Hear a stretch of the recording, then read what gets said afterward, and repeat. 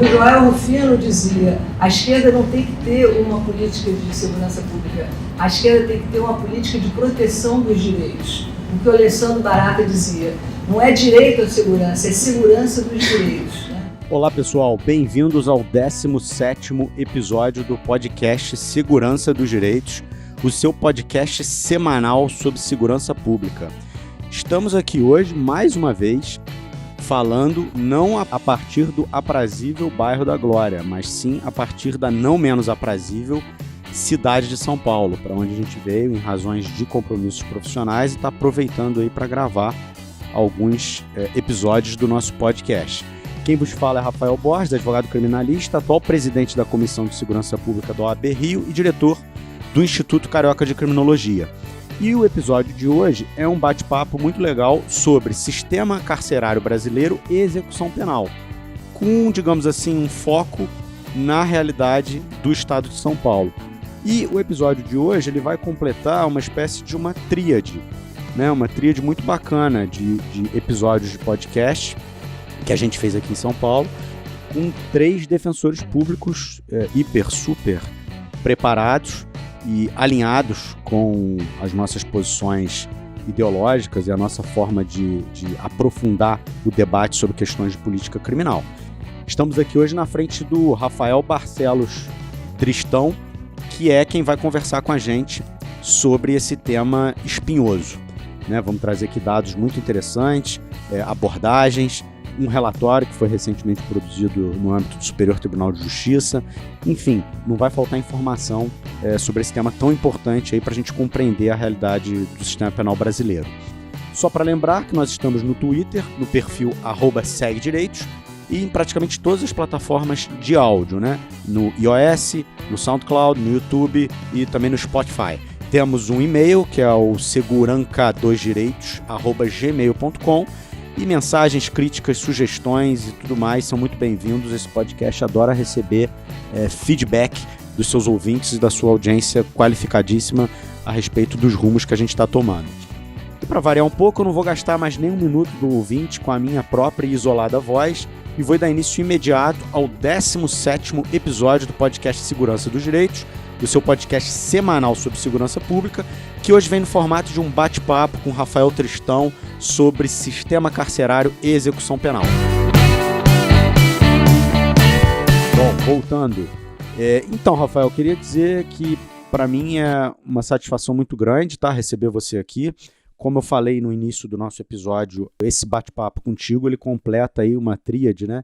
Uma sequência de 3 episódios muito interessantes, que eu tive aí o prazer e a honra de fazer na cidade de São Paulo, sempre com defensores públicos, né, do estado de São Paulo, que é uma instituição que tem se notabilizado no Brasil inteiro pelo seu compromisso com os direitos humanos e com um olhar crítico sobre o sistema penal, né? Eu acho que a Defensoria Pública de São Paulo é super e merecidamente reconhecida como uma instituição, enfim, que está muito à frente de outras semelhantes e que tem produzido um bem enorme, ou tem reduzido danos muito significativos, enfim, típicos próprios do sistema penal brasileiro, de forma que é uma honra muito grande ter você aqui completando essa sequência maravilhosa de 3 episódios a partir da realidade paulista. Queria então passar aí a palavra para você se apresentar para a nossa audiência. Primeiro, eu diria que a honra é minha, né? Estar participando desse episódio que é de um podcast que é uma referência para quem atua na área criminal, principalmente com essa linha crítica, participando junto com pessoas que são referências, né, na vida acadêmica e na vida profissional. Bom, me apresentando aqui rapidamente profissionalmente, eu, antes de ser defensor público aqui em São Paulo, eu fui delegado de polícia no estado de Minas Gerais por um breve período de 2 anos. Atualmente, como defensor público aqui em São Paulo, eu atuo na área de execução penal, sou o coordenador da execução penal da Baixada Santista pela Defensoria Pública. Além disso, finalizei o meu mestrado agora em março na Federal Fluminense, na UF, analisando, né, a questão da situação da privação de liberdade no estado de São Paulo, mais especificamente sobre a situação dos adolescentes. Também hoje atuo também como professor universitário. Então, Rafael, eu queria começar aqui um pouco recuperando dados muito recentes que o CNJ, o Conselho Nacional de Justiça, disponibilizou, que é uma fotografia, né, muito geral sobre o sistema carcerário brasileiro nesse momento. E são números assim muito estarrecedores. A gente finalmente atingiu a marca de mais de 800 mil presos, né, são cerca de 812 mil presos. E aqui eu faço a ressalva de que esses dados podem não estar absolutamente completos, porque nem todos os estados fornecem ao CNJ informações precisas, né? O CNJ ele só tem o banco de dados, quem produz essas informações são os estados, né? Bom, 812 mil presos, a gente tem um universo de quase 41% ou 42% de presos provisórios, né? Só explicando aí para a nossa audiência que não é exatamente versada em matéria jurídica, né? O preso provisório é aquele preso sobre o qual não recai sentença condenatória, são presos que estão submetidos a prisões temporárias ou preventivas ou em flagrantes, enfim, são prisões que não tiveram, que não decorrem de culpa, né? São prisões que não decorrem de responsabilidade jurídico-penal, né, definida, né? Então, assim, é um número estarrecedor, porque em regra a prisão ela deve decorrer exceção, da né? sentença condenatória, Sim. né? A prisão preventiva, provisória, enfim, até a prisão em flagrante, a prisão temporária, ela é uma coisa excepcional, que deve funcionar ali só em casos mais graves, em que o encarceramento do sujeito no curso do processo for absolutamente essencial para a produção de prova, para a colheita de oitiva de testemunha e por aí vai. Mas esse número de 41% ele mostra uma banalização completa, total e ampla do Instituto, né? E a gente tem ainda aí um universo, parece que de quase 360 ou 380 mil mandados de prisão não cumpridos, né? O que é igualmente estarrecedor, porque se for cumprir todos os mandados, a população carcerária saltará aí para cerca de 1.200.000, né? E a gente vai ampliar os níveis de superlotação até o céu. Então, assim, hoje eu diria que é necessário para o Brasil não ter cumpridos todos os mandados de prisão que estão aí na rua, porque se resolver cumprir, vai dar merda, né? Enfim, desculpa a expressão, mas é isso que vai acontecer, vai dar merda, porque vai colapsar ainda mais o sistema. Como já está dando, né? Exato. A gente vê a situação do Pará hoje, né? Exatamente. Você traz outros dados mais específicos sobre essa realidade. Conta um pouco pra gente. Bom, esses dados, eles são, como você falou, exatamente estarrecedores. Eles mostram que, na verdade, no Brasil, a prisão ela deixou de ser exceção e ela se tornou a regra. A gente tem, como você bem falou, 812 mil presos, né? São dados aí divulgados agora, em 2019. Mas tem uma situação interessante, Rafael, que dois estados que são essenciais para a gente ter um quadro prisional brasileiro bem delimitado, que é o estado de São Paulo e o estado do Rio Grande do Sul, eles não estão plenamente integrados nesse sistema. Então o estado de São Paulo é o que tem a maior população carcerária do Brasil, de longe, e o estado do Rio Grande do Sul é o quinto ou quarto com a maior população carcerária. Então a gente tem essa situação que ainda são dados não muito precisos. Esses dados ainda precisam ser depurados. E uma coisa interessante é que normalmente as pessoas falam que a gente não tem superencarceramento no Brasil, porque esses números de 800 mil, 750 mil, eles contam os presos em regime aberto. E esse relatório do CNJ ele foi bem claro ao dizer que os presos que estão em regime aberto domiciliar, eles não foram incluídos nessa contabilidade de 812 mil presos. Então, quem está sendo efetivamente contabilizado são presos que estão no regime fechado, semiaberto e nas casas de albergado, que, como a gente bem sabe, são muito raras, né? A gente até conversava um pouco antes, parece que tem uma no Rio de Janeiro, aqui em São Paulo eu desconheço casa de albergado, então a maioria das pessoas estão realmente nessa situação de regime fechado ou regime semiaberto. E uma projeção interessante, Rafael, que eu acho que é legal a gente trazer, que se a gente continuar nesse ritmo de crescimento, Em 2025 a gente vai ter uma população carcerária de 1,5 milhão de pessoas. Então a gente estaria se aproximando cada vez mais dos Estados Unidos, que tem a maior população carcerária. Então são dados aí realmente complicados, a gente precisa analisar isso com mais calma. A gente tem também um dado interessante sobre quem são, né, esses presos que compõem esse quadro de 812 mil presos, né? Primeiro, a gente tem uma população extremamente jovem, a faixa etária dessa população ela varia, 72% são de pessoas entre 18 e 34 anos e com a maioria deles, 76%, com ensino fundamental completo ou incompleto. Então esse é o quadro. E um dado recente também do CNJ indica que 80% da população carcerária não possui documentos básicos como RG, CPF, título de eleitor, que são instrumentos essenciais para diminuir essa vulnerabilidade que gerou muito possivelmente o encarceramento dessas pessoas. São invisíveis, né? São pessoas invisíveis, né? Não, e é uma coisa interessante, Rafael, porque se a pessoa não tem CPF, ela não consegue estudar. Se ela não tem RG, ela não pode ser integrada ao SUS, né? E se ela não tem carteira de trabalho, ela não pode exercer o trabalho externo, né?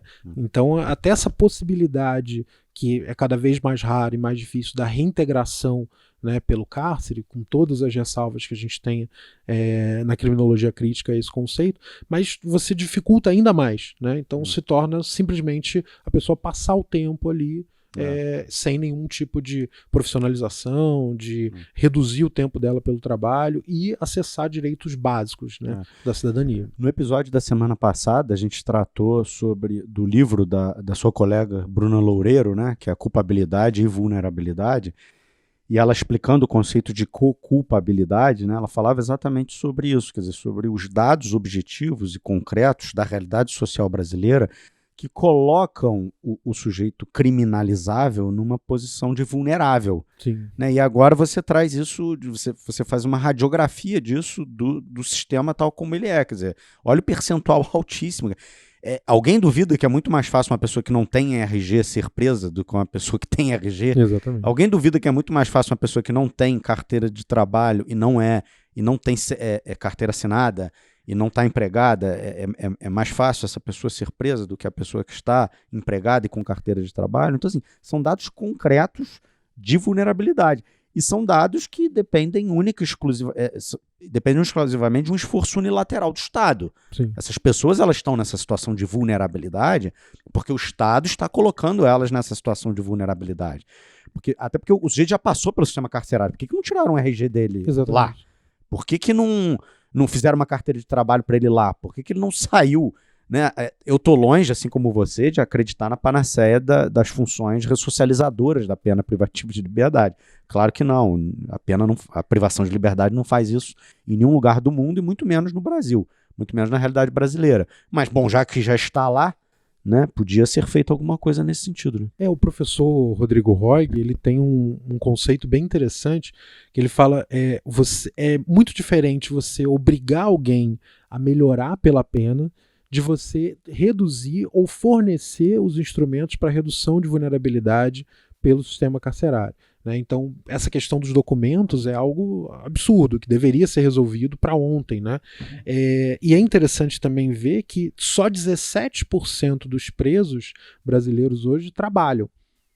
E só 15% conseguem a questão do estudo durante o cárcere. Então, são números assim impressionantes que mostram realmente esse déficit de cidadania e para quem a prisão serve, para quem que ela está voltada. Mas tem uma coisa interessante, Borges, nesse contexto de reforma da Previdência, de austeridade fiscal, que seria também a gente pensar sobre o custo do sistema carcerário. Né? Salvo engano, foi um projeto de lei do deputado Glauber Braga sobre a questão da responsabilidade fiscal. Foi o Vadir Damus. Que são da mesma linha. Né? De você pensar o custo do sistema carcerário e cada nova criminalização você teria que fazer esse custo atuarial de quanto ela custaria para o Estado. E a gente tem dados aqui, e esses dados variam, né, Borges? Eu já vi dados dando conta que seriam 20 bilhões de reais, os dados mais recentes do TCU. 20 bilhões é o custo total? Do total. O TCU diminuiu um pouco em 2017 esse custo, né? Em 2017, contando a população carcerária daquele período. Como a gente teve um aumento de 2017 para cá, provavelmente esse custo aumentou. Em 2017, o TCU indicava 15,8 bilhões de reais, que seria o custo anual do sistema carcerário brasileiro.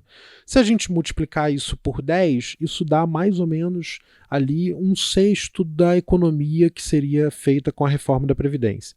Então, talvez uma forma interessante de garantir a austeridade fiscal seria reduzir a população carcerária, né? E o TCU ele tem dados dizendo que em 18 anos o custo de investimento que teria que ser feito com o sistema carcerário continuando com esse crescimento permanente seria de 97 bilhões em 18 anos. 18 anos. 97 bilhões de reais. Para a gente conseguir manter minimamente a quantidade de vagas adequada, etc. Ele seria o Porque a taxa de crescimento anual está girando em torno de 8%. De 8%, né?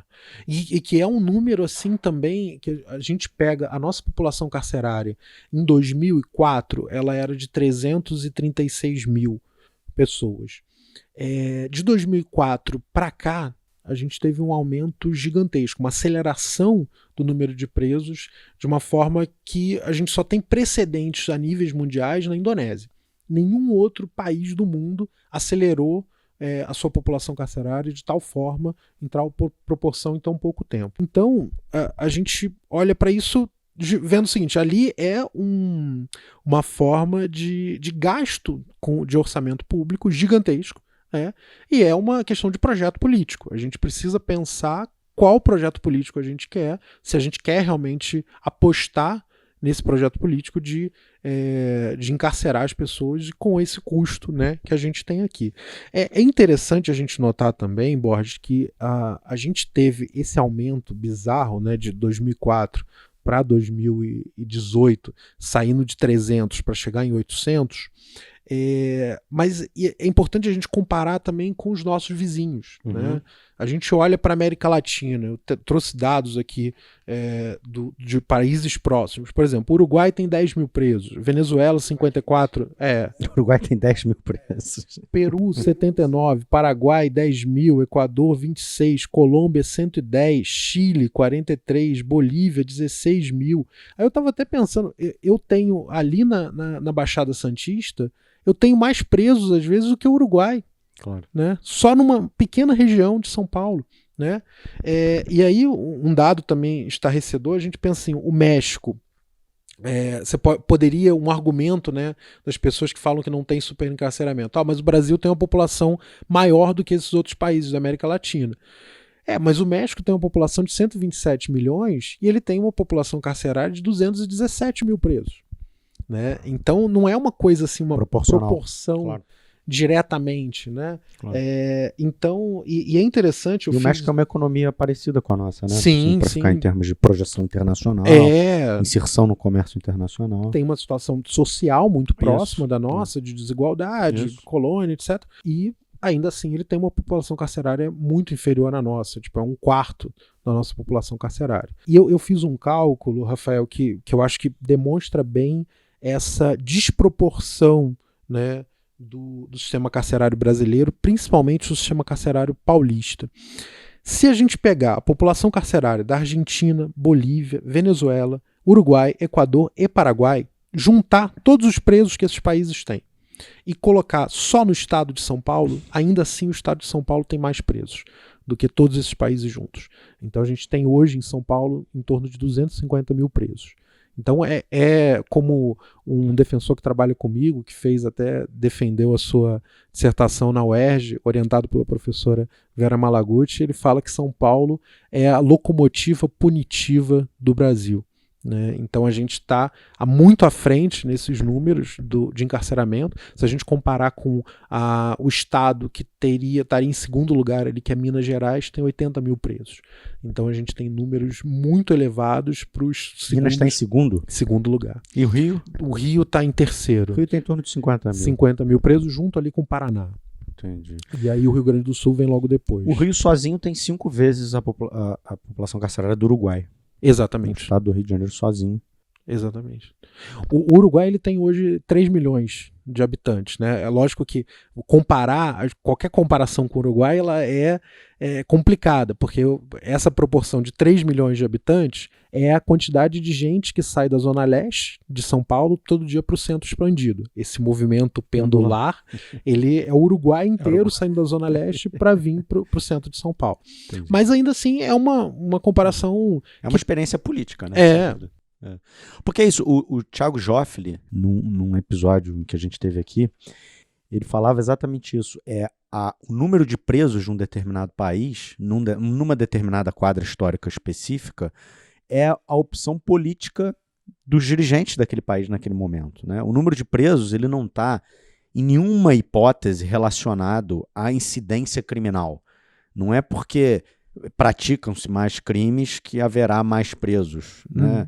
Isso não tem nada a ver, essa correlação ela é absolutamente inexistente, até por causa da cifra oculta. Sim. Né? Se a gente vê, né, a incidência de crimes praticados, a incidência de crimes comunicados, a incidência de comunicações que viram processos, a incidência de processos que viram penas privativas de liberdade, isso vem decaindo absurdamente. No fim das contas, você vai chegar em menos de 1% dos crimes efetivamente praticados geram pena privativa de liberdade, né? Menos de 0,5%, na verdade. Sim.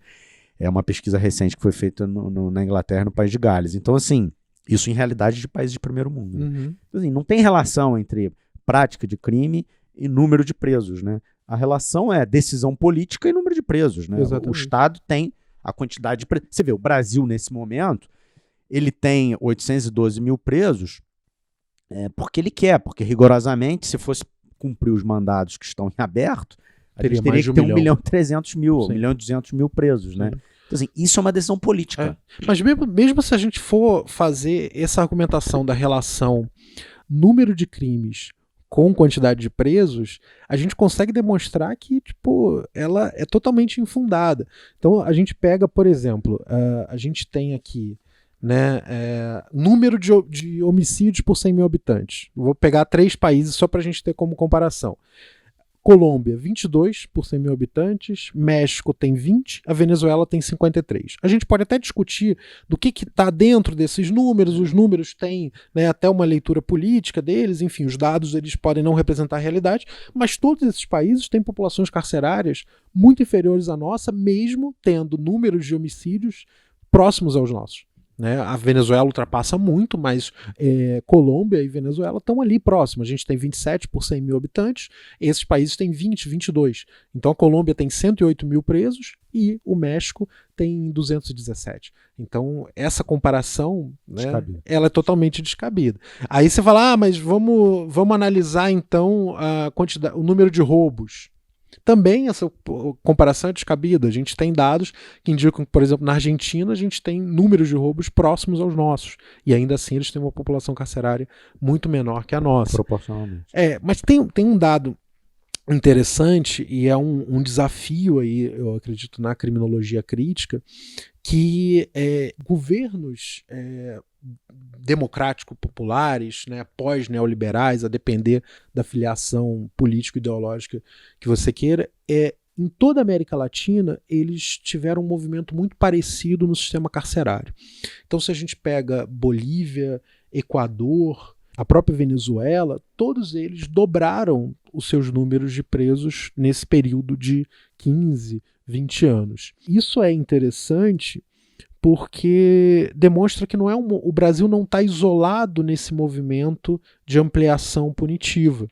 Mas é isso, enquanto a gente saiu de 300, esses países saíram de 5 para 10. né? A gente saiu de 300 e foi para 800 e saíram de 5 para 10. Então são números assim muito desproporcionais. Interessante a gente comentar também sobre a questão do... São Paulo é uma realidade dentro dessa macro Exatamente. realidade, né? Como você socorreu aí da metáfora do seu colega. Leandro da Colos. Leandro, aliás, boa dica para convidar aqui para o podcast.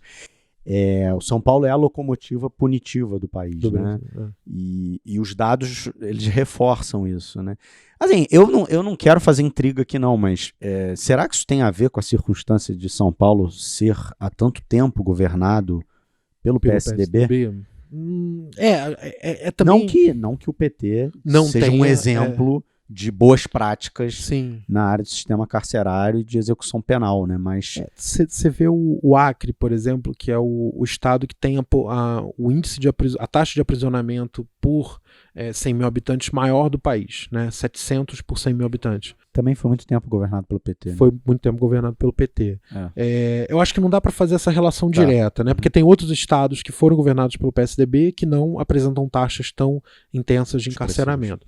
Eu acho que é um contexto político e social próprio de São Paulo que gera isso.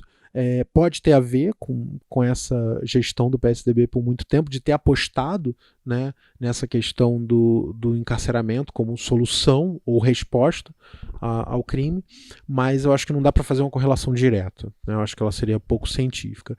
Mas um dado interessante também seria as condições que essas pessoas estão presas. Quando a gente fala dos Estados Unidos como a maior população carcerária do mundo, fala da Rússia, todos esses lugares eles não têm uma taxa de ocupação tão pesada quanto a nossa. A gente tem uma média hoje no Brasil, e principalmente em São Paulo, de uma taxa de 2,3 presos para a quantidade de vagas. Então a gente tem um número muito grande de presos e com também taxas de superlotação. Essa superlotação ela vai gerar uma coisa que também é estarrecedora, que são os números de mortes de presos no estado de São Paulo. Então eu trouxe alguns dados aqui também interessantes para a gente pensar, que há 2 anos seguidos a gente tem um aumento nessa taxa de mortes no sistema carcerário. A Secretaria de Situação Penitenciária, de Administração Penitenciária, menciona que são mortes, muito entre aspas aqui, por causas naturais, mas certamente essa situação de superlotação, de falta de higiene nos presídios propicia um ambiente favorável para a proliferação dessas doenças, né? Então a gente teve em 2014 482 mortos, em 2017 esse número sobe para 532 mortos no sistema penitenciário paulista. É mais ou menos como se a gente tivesse uma morte a cada 19 horas.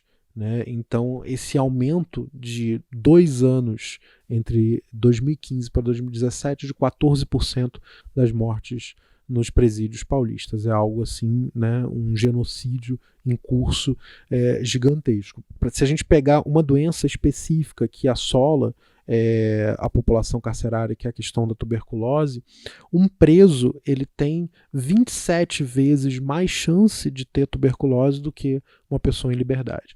Então é algo realmente bem complicado. Só para a gente ter um comparativo, Borges, com outros locais, né, do Brasil que tem populações carcerárias também consideráveis, no Rio de Janeiro também é um número alto, ainda mais se a gente comparar com a quantidade de presos, 50 mil, 230 mortos num ano, e Minas Gerais 45 mortos. Proporcionalmente o Rio está na frente de São Paulo? Talvez o Rio possa estar na frente, porque São Paulo tem 5 vezes mais presos que o Rio, e a quantidade de mortos do Rio é quase muito próxima, né? Então é algo a se observar também. Né?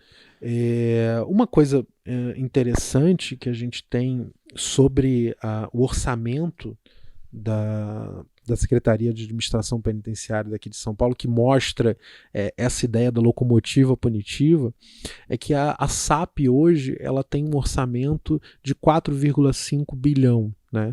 Então são 4 bilhões e meio por ano para gerir esse sistema carcerário. Para a gente ter uma comparação de órgãos públicos, né, de instituições aqui em São Paulo, o MP de São Paulo, que é o maior MP do país, né, que tem maior quantidade de membros, maior estrutura e tal, ele gasta hoje 2,5 bilhão de reais por ano, né? E a Defensoria Pública, 1 bilhão de reais. Então, o orçamento da Secretaria de Administração Penitenciária é 4 vezes maior do que o da Defensoria Pública. Dados de 2016 apontam que a Defensoria Pública atendeu em torno de 1,5 milhão de pessoas no estado de São Paulo, né? Então, e a gente está tendo esse custo de 4,5 bilhões para 250 mil. É isso, é um projeto político que a gente precisa discutir. Você tem um dado desse custo do preso, né, no estado de São Paulo, né?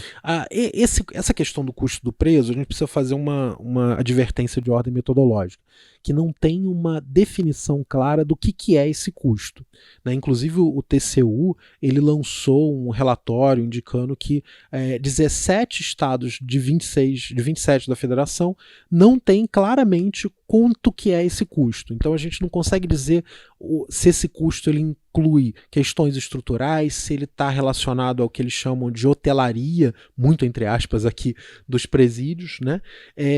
Então a gente não sabe exatamente. Mas por alto, a gente tem um custo anual de 22 mil reais em média por preso, né, no sistema carcerário. Aqui em São Paulo, esse custo estaria em torno de 2,4 mil por mês. Só para a gente ter uma comparação, uma criança no ensino fundamental, ela custa por ano 2 mil reais. Então o custo de um mês para o preso em São Paulo é o custo de uma criança no ensino fundamental de um ano inteiro, né? Então, retratando novamente essa questão de um projeto político que está muito além de somente a questão da segurança pública, que envolve a alocação de recursos como um todo na nossa sociedade, né? Esse é o quadro que a gente tem. Então, Rafael, você traz dados reveladores de uma realidade muito, eu diria, muito estarrecedora, muito preocupante, muito tenebrosa. E qual que seria a resposta, né, de qualquer agente público comprometido com a realidade a esse estado de coisas? A resposta razoável seria a implementação de políticas que fossem capazes de promover o desencarceramento, né? Inclusive é isso que países com taxas, com níveis recordes de encarceramento já vêm fazendo, né? Os Estados Unidos já entenderam, há um consenso bipartidário no sentido de que essa política ela é completamente fracassada e que as cadeias precisam ser esvaziadas. Claro que isso não vai acontecer do dia para a noite, ainda mais num governo republicano. Mas os Estados Unidos, a taxa de crescimento da população carcerária, ela já está decaindo, né, já há algum tempo. E a tendência é que continue por muito tempo assim, até que ele alcance níveis razoáveis. É interessante notar, Borges, que não só nos Estados Unidos, né, os Estados Unidos têm mantido desde a administração Obama, já vem iniciando essa redução. O Trump continua, né, com essa redução. Lógico que os governos estaduais têm papel nisso. Sim, também, mas é uma política a nível nacional de redução do custo com o sistema carcerário. Muito provavelmente não é por questões humanitárias, sim. Uma questão fiscal. Fiscais. Uhum. Mas só para a gente não ter isso como um exemplo muito longe da gente, vamos trazer para mais perto. O Chile e o México, eles têm tido taxas de redução do sistema carcerário em média mais ou menos de 10% ao ano, né? Então, a cada ano, o Chile e o México reduzem sua população carcerária em 10%. Que são países que estão próximos, né, da gente, né, tanto geograficamente quanto em questão social. Talvez o Chile tenha uma diferença maior, mas é isso, é uma comparação mais razoável da gente fazer, mais próxima do que os Estados Unidos. Claro, a realidade latino-americana. Mas aí o que eu dizia, Rafael, é o seguinte, você tem então, quer dizer, qual é a resposta razoável, racional, republicana que um gestor público daria a esse estado de coisas que o Brasil experimenta hoje? A resposta seria políticas de desencarceramento. Daí vem, chega ao Ministério da Justiça, o ex-juiz Sérgio Moro, e um dos primeiros atos dele enquanto ministro da Justiça é a apresentação de um pacote marqueteiramente chamado de pacote anticrime, que de anticrime não tem nada. Alguém muito feliz cunhou o apelido de pacote antipreto e antipobre, né? Enfim, muito adequado esse enquadramento. E o pacote do Moro, ele é tudo menos apto, propício a reduzir as nossas taxas de encarceramento, né?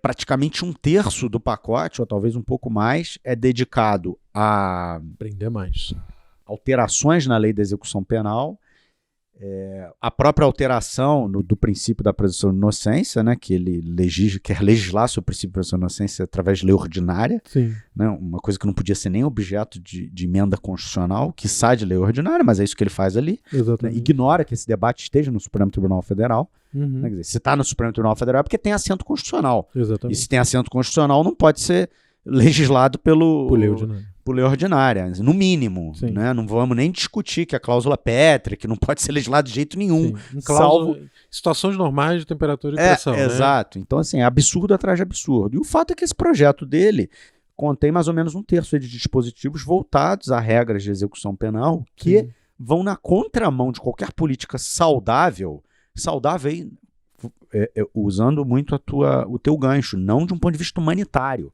mas do ponto de vista de saúde fiscal do Estado brasileiro. Exatamente. Quer dizer, vão na contramão dessa política para poder aumentar os níveis de encarceramento e piorar esse quadro, enfim, incrementar os níveis de crescimento da população prisional.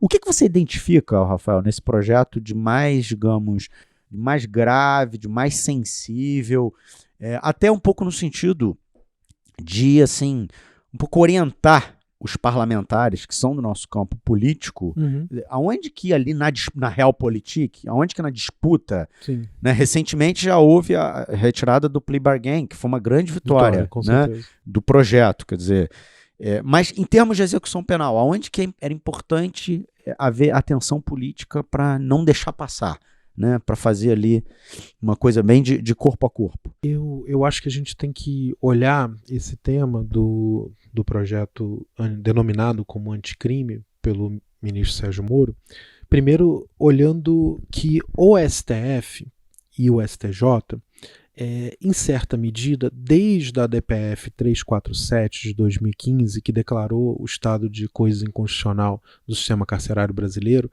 eles têm feito um esforço, ainda que tímido, mas digno de nota, de redução da população carcerária. Então eu cito aqui, por exemplo, o HC 155-833, que retirou o caráter hediondo dos crimes de tráfico privilegiado. Na decisão do ministro Ricardo Lewandowski, ele indica que isso teria um impacto sobre 83 mil presos no sistema carcerário. De lá para cá, a população carcerária aumentou mais do que esses 83 mil. Então ela não diminuiu, como eles indicavam, e ela ainda aumentou. Então, assim, o que a gente tem visto é que esforços no sentido de reduzir a população carcerária no âmbito jurisprudencial, eles não têm tido efeito. No máximo, ali na audiência de custódia, a gente teve uma redução no início, mas esse movimento ele é pendular, né? Então, no início você reduz um pouco, mas depois o sistema punitivo, o poder punitivo, ele coloniza novos âmbitos ali e acaba ampliando, se expandindo novamente. Sobre o projeto especificamente, eu acho que a gente tem que fazer uma leitura epistemológica de quem está fazendo e como foi feito. Primeiro, é um projeto que foi feito às pressas. Parece que o pessoal sentou ali numa tarde, escreveu tudo, tanto é que não tem uma exposição de motivos. Em alguns pontos, como eu vou demonstrar mais à frente, há uma clara atecnia em relação à execução penal. E eu acredito também que a própria figura do juiz Sérgio Moro, o juiz que agora é o ministro, contribui para isso. Eu tenho dados aqui que demonstram que um juiz federal dificilmente ele vai ter contato com a execução penal como um juiz estadual.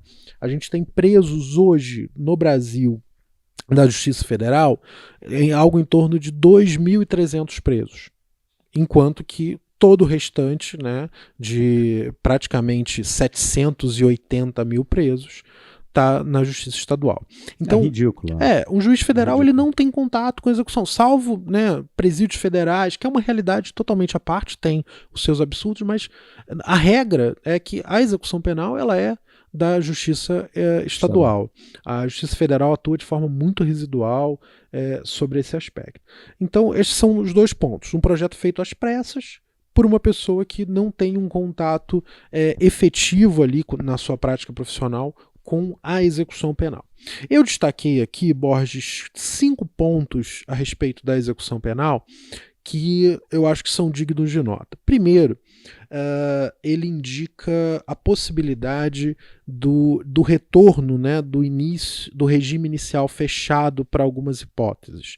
Então ele vai elencar algumas hipóteses que o juiz do conhecimento, né, que é o juiz que estabelece a pena e determina o regime, já deveria deixar como regime fechado, que é um retorno do chamado regime inicial fechado.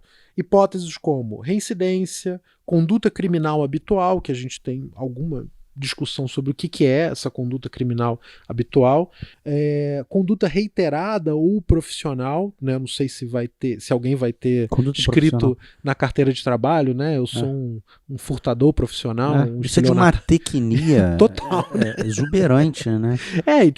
Inclusive é ruim para os próprios objetivos do projeto, né? Porque você vai dizer o que é essa conduta profissional, né? Enfim, alguns crimes contra a administração pública também teriam que ter esse regime inicial fechado e roubos em determinadas hipóteses.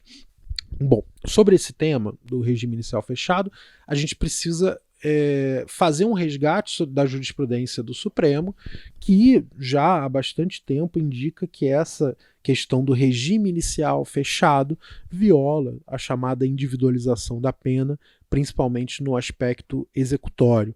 Então é algo que contraria a doutrina da execução penal e também o histórico de jurisprudência do Supremo Tribunal Federal, que desde a lei de crimes hediondos ele já vem decidindo no sentido que legislações que estabeleçam regime integralmente fechado ou regime inicialmente fechado, isso seria uma violação ao chamado princípio da individualização da pena. Uma coisa que é inovadora, né, é a chamada quarentena. Aí é o segundo aspecto que eu trouxe hoje para a gente conversar. Seria o seguinte: o juiz do conhecimento, de novo, ele poderia estabelecer na sentença condenatória um período mínimo que o sentenciado teria que ficar no regime semiaberto ou no regime fechado.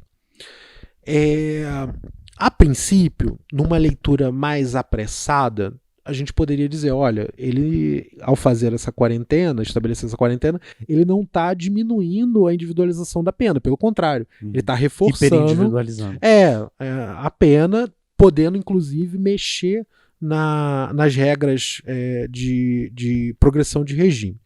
Porém, tem um problema aqui, que eu acho que ainda assim essa quarentena viola a individualização da pena, porque, de uma certa forma, Borges, a individualização da pena feita no âmbito judicial, ela estaria esmagando a individualização da pena no âmbito executório. Certo. Então, independente se o preso está trabalhando, está estudando, está lendo, né, ele tem um bom comportamento, ele vai ter que passar por essa quarentena.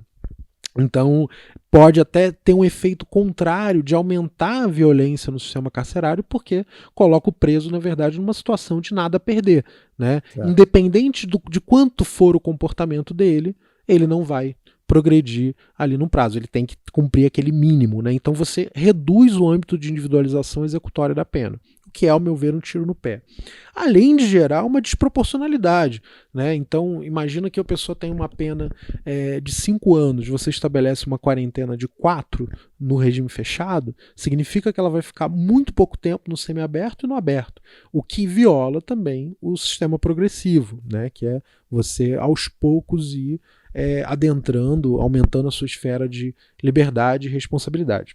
Pra gente e nega essa função que a burguesia adora atribuir à pena, que é a função ressocializadora, né? Exatamente. Porque se você tira o sujeito abruptamente do regime fechado, e aí, dependendo do tempo, você já vai ter que colocar no aberto, dependendo já acabar do livramento condicional, ou dependendo já extinguir a pena. Exatamente. Quer dizer, ele sai de uma situação de encarceramento total e absoluto e é reinserido na sociedade. Quer dizer, é completamente contrário à ideia de que o sistema carcerário ele não melhora o indivíduo para o convívio em sociedade. Na verdade, ele socializa o indivíduo ao ambiente do cárcere. Claro. Então, Ao isolamento. ele não está mais apto ao convívio social. Exato. E esse tempo que ele fica ali gera o que a doutrina chama de institucionalização. Então, essa desinstitucionalização ela tem que ser aos poucos. Até para a gente seguir a lógica, até pensando numa lógica preventiva da pena, né? O indivíduo para se manter ali sem novos envolvimentos, ele teria que ter essa desinstitucionalização de forma progressiva e não abrupta, né? Então, uma outra coisa que eu acho que vai gerar muitos problemas, Borges, é a questão, por exemplo, essa quarentena ela pode ser atingida por eventuais remissões ou comutações da pena, ou ela supera essa questão da remissão. Então, um preso que estiver trabalhando, ele vai poder abater a pena e progredir mais rápido? Ou esse tempo mínimo ele estaria para além dessa questão ali de remissões ou comutações da pena? Eu acho que é um problema jurídico que vai lotar os tribunais, né? Um terceiro aspecto que me parece também extremamente temerário, é a chamada constatação, isso nos crimes hediondos, tá? Constatação de que em liberdade o preso não voltará a delinquir. Isso já existe na legislação, mas ele traz isso como um requisito para a progressão. Então, eu acredito que isso poderia ser, de uma certa forma, um retorno à chamada obrigatoriedade do exame criminológico. Um caminho para esse retorno que desde 2003 ele já não é obrigatório para progressões de regime. E, mais do que isso, uma ampliação da discricionariedade judicial para definir condições que façam perceber que o indivíduo não voltará a delinquir. É como se fosse um requisito bola de cristal. Claro. Né? Então, como é que você olha para o indivíduo e fala, não, você vai voltar a delinquir? Não, você não vai. Né? É pura futurologia. Exatamente. O que controle social. Deveria ser vedado pela legalidade estrita, que também tem que reger a execução penal. É a mesma lógica da prisão cautelar para garantia da ordem pública. Exatamente. Ninguém consegue definir. São cláusulas gerais. Exato, fluidos. Ninguém consegue definir o que é ordem pública, e aí, para poder dizer que uma determinada prisão garante a ordem pública, geralmente o juiz faz um juízo de prognose para estabelecer uma previsão, no sentido de, olha, tudo indica que esse sujeito, se solto, voltará a delinquir. Exatamente. Né? Mas tudo indica o quê? Aí geralmente já faz uma referência ao passado, né? Ele tem antecedentes, ele é reincidente, e ali dali faz uma dedução a partir do passado de que no futuro ele fará aquilo de novo. No frigir dos ovos, todos esses, na execução penal, no direito penal, todos esses termos muito abertos, eles servem para aquilo que o julgador quiser. Né? Você consegue manipular ali colocando 2 ou 3 argumentos. Por exemplo, ontem, eu tive contato com uma revisão criminal onde o juiz aumentou a pena do sentenciado porque ele tinha tatuagem. Isso demonstrava que ele tinha um contato com crime organizado, etc. e tal. Tá escrito lá. Né? Aí outro dia uma defensora que trabalha comigo falou, olha, aconteceu a mesma situação comigo, um preso de furto, ele teve a pena aumentada, quer dizer, ele teve o regime fechado, estabelecido e não semiaberto, porque ele tinha tatuagem. Então, assim, serve para qualquer coisa. Né? E um ponto que eu acho também extremamente problemático é o caso das saídas temporárias. Né? Só para esclarecer aqui para a tua audiência, Rafael, a saída temporária ela já consta, né, na LEP, e a saída temporária é diferente de autorização de saída. Então, autorização de saída é, por exemplo, o que aconteceu com o ex-presidente Lula quando o neto dele veio a falecer. Então, ele teve uma autorização de saída por uma situação grave, excepcional, e ele pôde ir no enterro ali do neto dele. A saída temporária ela é diferente. O preso ele já tem pré-determinado alguns períodos durante o ano que ele tem essa possibilidade de contato com o mundo exterior. Ele tem requisitos, né? Se ele tem que cumprir 1/6 da pena, se ele for primário, e 1/4 se ele for reincidente. A ideia da saída temporária, e a gente teve nas últimas eleições uma demonização muito grande da saída temporária, que isso aí é algo que gera crimes, inclusive um candidato a governador daqui de São Paulo disse que preso não pode ter feriado, etc. Mas a saída temporária está nessa lógica do sistema progressivo. A ideia de que, aos poucos, o indivíduo precisa ter contato com o mundo exterior. É um momento que ele vai poder ir na defensoria, ver a situação processual dele, se um familiar não puder enquanto ele está preso. É o momento que ele consegue fazer contatos para futuro emprego, né? E também, uma coisa que pouca gente sabe, né? É durante saídas temporárias que o sistema o regime semiaberto consegue fazer as reformas estruturais no cárcere. Claro. Então, isso também é um instrumento de você conseguir garantir minimamente condições de encarceramento para os indivíduos. Porque você, sei lá, eu trabalho com um semiaberto, que a gente tem hoje 2.800 presos. Você fazer uma reforma sanitária ali, mexer em esgoto, mexer em uma série... Você não tem como fazer com todo mundo ali. Então você tem que reduzir essa população e é o espaço onde a Secretaria de Administração Penitenciária consegue fazer essas reformas tão necessárias. Mas tem uma questão que é ao meu ver, né, com todo o respeito, com toda a vênia aí, o ministro, há uma questão de uma ausência de técnica quando ele fala da saída temporária no projeto, porque ele está dizendo o seguinte... Bem conhecido como burrice, né? Isso é você que está dizendo. Né? Eu não sei, assim, de repente ele deixou isso com alguma outra pessoa para fazer, ele não revisou essa parte. Enfim, a ausência de técnica é o seguinte, ele fala que não é permitido saída temporária para presos que estão no regime fechado.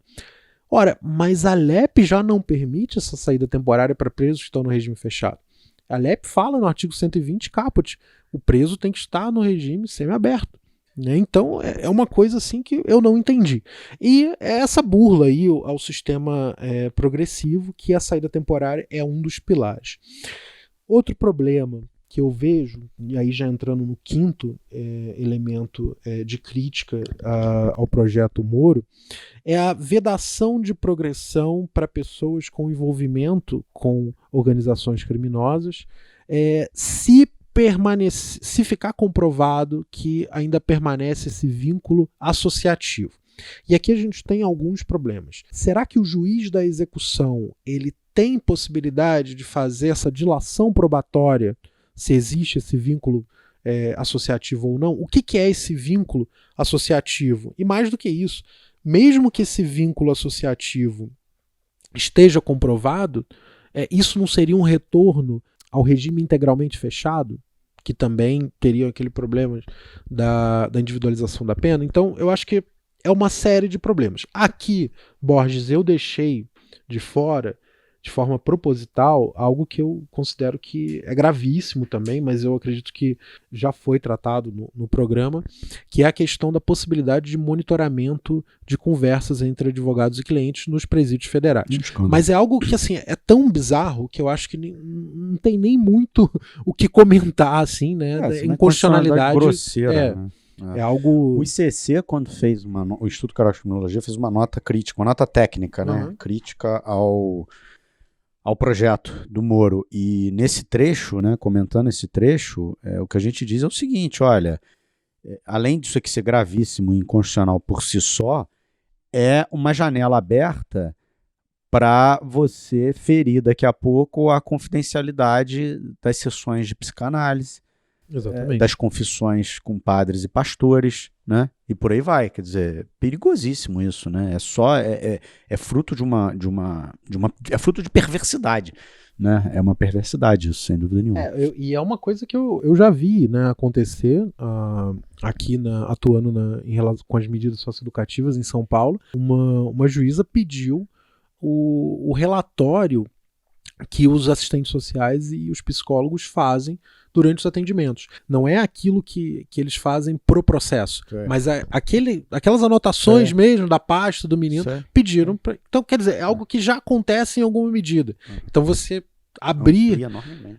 Então é a barbárie mesmo. Agora, Rafael, recentemente, já que estamos caminhando para o final do programa, recentemente o Superior Tribunal de Justiça editou um relatório muito interessante, com dados, foi editado, na verdade, pela Coordenadoria de Gestão da Informação do STJ, né? Com dados muito relevantes sobre HC e RHC no âmbito do STJ.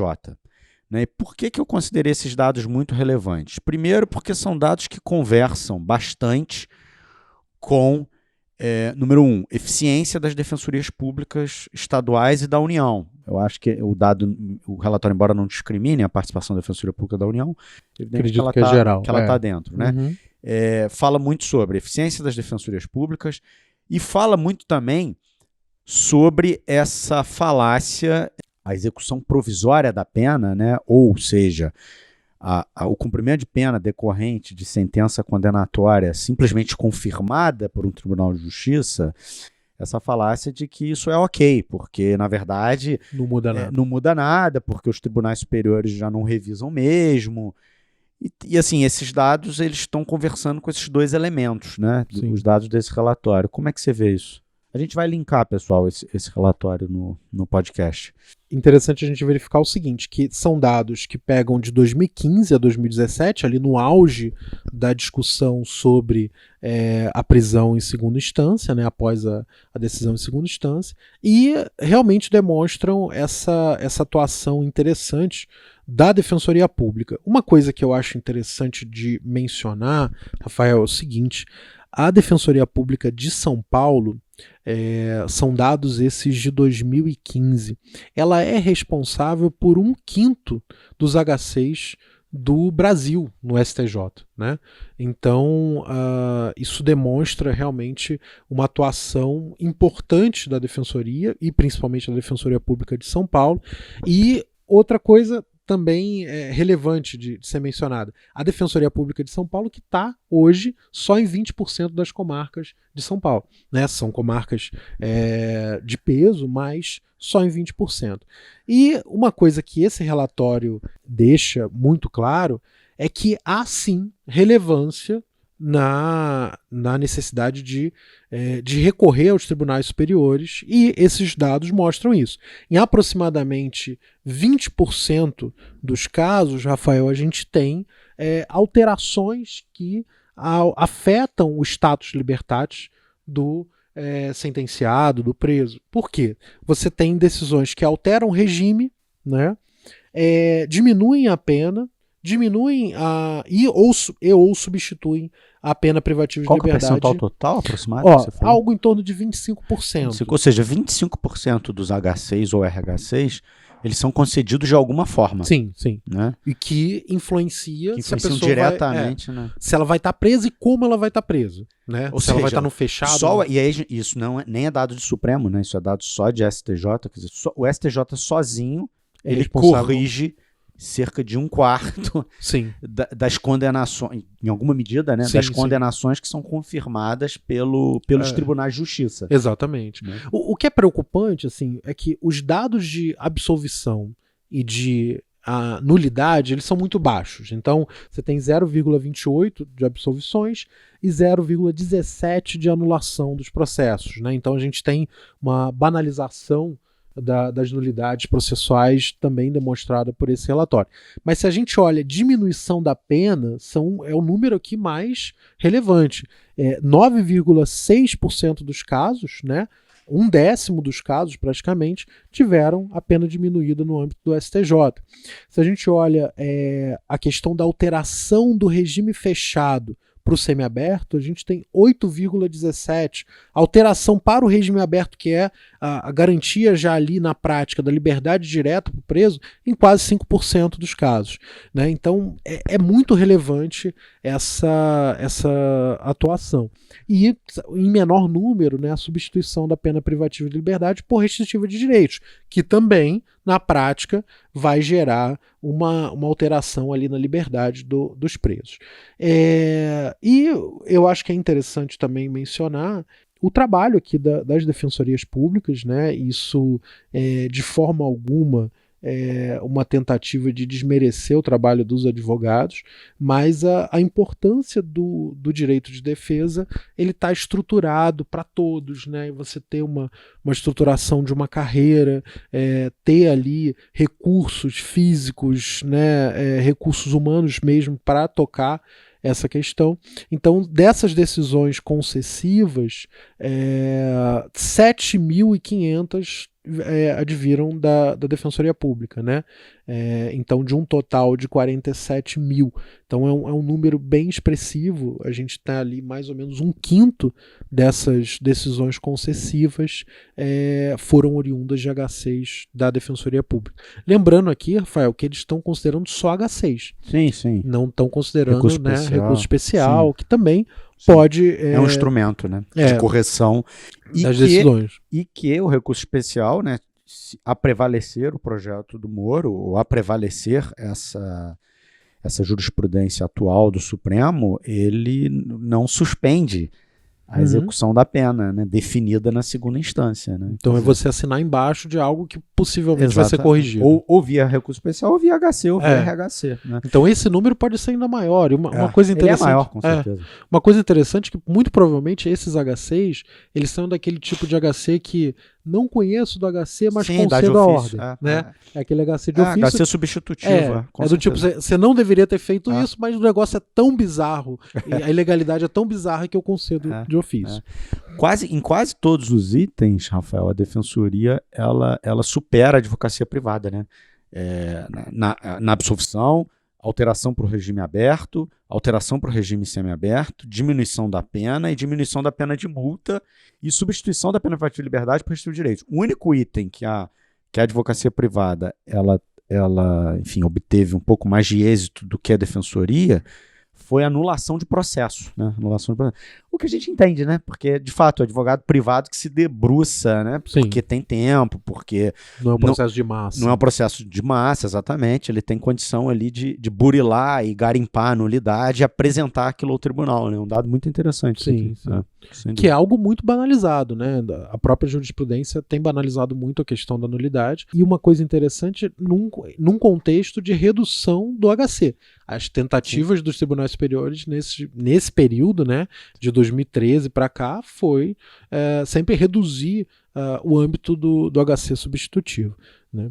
Então, bem interessante, são dados aí relevantes para a gente discutir essa questão da execução provisória após a prisão, né, em segunda instância. Bom, Rafael, estamos aqui chegando no final, então, do nosso programa. Queria dizer da minha felicidade, da satisfação desse podcast em ter você aqui, como eu disse no início, completando essa tríade aí impressionante de defensores públicos do Estado de São Paulo, que muito sensíveis, muito sensibilizados com a questão criminal e desenvolvendo pesquisas e reflexões e debates absolutamente centrais para a superação desse estado de coisas, né? Eu acho que... Apesar de serem defensores de São Paulo, são todos cariocas, né? Eu não queria falar isso. Mas... Exatamente. São todos oriundos da mesma universidade. E da UERJ, né? Exato. Da mesma universidade e do mesmo estado. É verdade. Isso é interessante também, porque o Rio de Janeiro tem uma profusão de doutrinas críticas muito fantástico, que a gente não tem em nenhum lugar do Brasil hoje, né? Então, ao mesmo tempo que, quando eu estava na graduação, eu tinha como os dois titulares de Direito Penal o professor Juarez Tavares e o professor Nilo Batista. Então isso é algo assim sem precedentes, talvez na América Latina, né? E ali, hoje a professora Vera Malaguti também, dando aula ali na UERJ, então não é de se surpreender que o Rio de Janeiro esteja exportando criminólogos críticos para São Paulo. Poxa, muito obrigado de verdade, tá? É um prazer enorme. Quero ter aí sempre a oportunidade de estar batendo papos com você sobre esses assuntos que constituem o objeto da nossa reflexão e a razão de ser do nosso podcast, tá bom? Quero te devolver a palavra para você dar um tchau aí para nossa audiência, já pedindo a você que nos dê, como eu faço tradicionalmente, a dica de um livro, tá? Antes disso, só avisar para os ouvintes que eu vou linkar, a gente vai linkar muita coisa nesse episódio, né? O Rafael trouxe aqui links quase com todas as referências aqui dos dados que a gente trouxe, a gente vai estar colocando ali para ficar à disposição de vocês. Então, como eu disse, Rafael, eu queria, no seu encerramento, que você deixasse aí para a gente a dica aí de um livro com a condição, como você já sabe, como ouvinte assíduo nosso, de que não seja um livro de direito. Tá bom. Bom, eu vou desobedecer a indicação de livro, né, e vou indicar, na verdade, dois filmes. O primeiro deles é o filme argentino com Ricardo Darín, O Segredo dos Seus Olhos, que eu acho que é um filme fantástico, e um outro filme um pouco mais underground, que é o filme Sem Data e Sem Assinatura, que é um filme iraniano, que trata também de aspectos aí, de dilemas morais muito interessantes, que eu recomendo. Então, O Segredo dos Seus Olhos, um filme argentino, e Sem Data, Sem Assinatura, um filme iraniano, para os ouvintes. Poxa, legal. Apesar do desrespeito, a indicação em alto nível. Muito bom mesmo. Bom, pessoal, só para lembrar vocês que nós estamos no Twitter, no perfil @SegDireitos, em praticamente todas as plataformas de áudio disponíveis, né? No iOS, SoundCloud, YouTube, Spotify. Temos também um e-mail que é o seguranca2direitos@gmail.com. Qualquer mensagem, crítica, sugestão, enfim, elogio, toque, dica, é tudo muito bem-vindo. Como vocês sabem, a gente adora receber feedback da nossa audiência qualificada. Foi muito bom estar aqui com vocês hoje. Até a próxima semana. Um grande abraço.